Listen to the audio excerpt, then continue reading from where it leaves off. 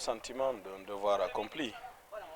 Parce que la responsabilité d'un dirigeant, surtout d'un responsable de l'État, c'est de s'imprégner de l'état de la cible. Et en ce qui concerne le FONIGE, sa cible, ce sont les jeunes âgés de 15 à 35 ans.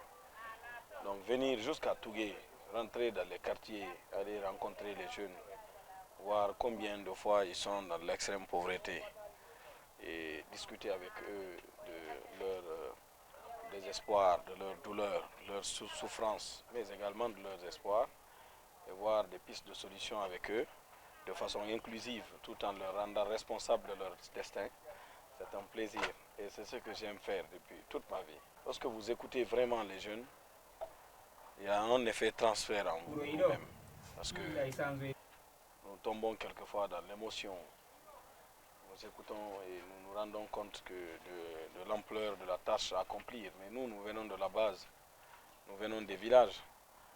Moi, j'ai la certitude que les jeunes dans les villages, à l'intérieur du pays, sont vraiment nécessiteux.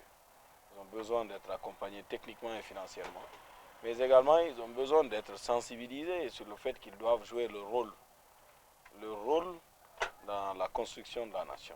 Nous avons rencontré des jeunes intelligents, des jeunes qui essayent. Vous avez vu celui qui est en train de faire le café ici. Ils ont juste besoin du minimum pour pouvoir développer leur projet. Un minimum d'accompagnement, un minimum d'accompagnement technique, accompagnement financier, pour pouvoir réaliser leurs objectifs. Alors nous, au Fonds national pour l'insertion des jeunes, nous sommes engagés, puisque nous avons la conviction que nous avons le soutien de son Excellence le colonel Mamadi Doumbouya, chef de l'État, président de la transition, chef suprême des armées, président du CNRD. Nous avons le soutien du CNRD parce que nous avons également le soutien du gouvernement, parce que leur priorité, c'est la jeunesse. Et ce qui les intéresse vraiment, ce n'est pas quelqu'un qui va s'asseoir dans des bureaux climatisés, qui va être carrément à distance de la cible et qui ne saura pas vraiment les réalités à la base. Nous comptons aller au plus profond du pays pour détecter des talents, détecter des opportunités avec les jeunes et puis détecter des voies et moyens pour pouvoir les accompagner. Et c'est ce que nous allons faire. Bon, Tougué, moi j'ai l'impression que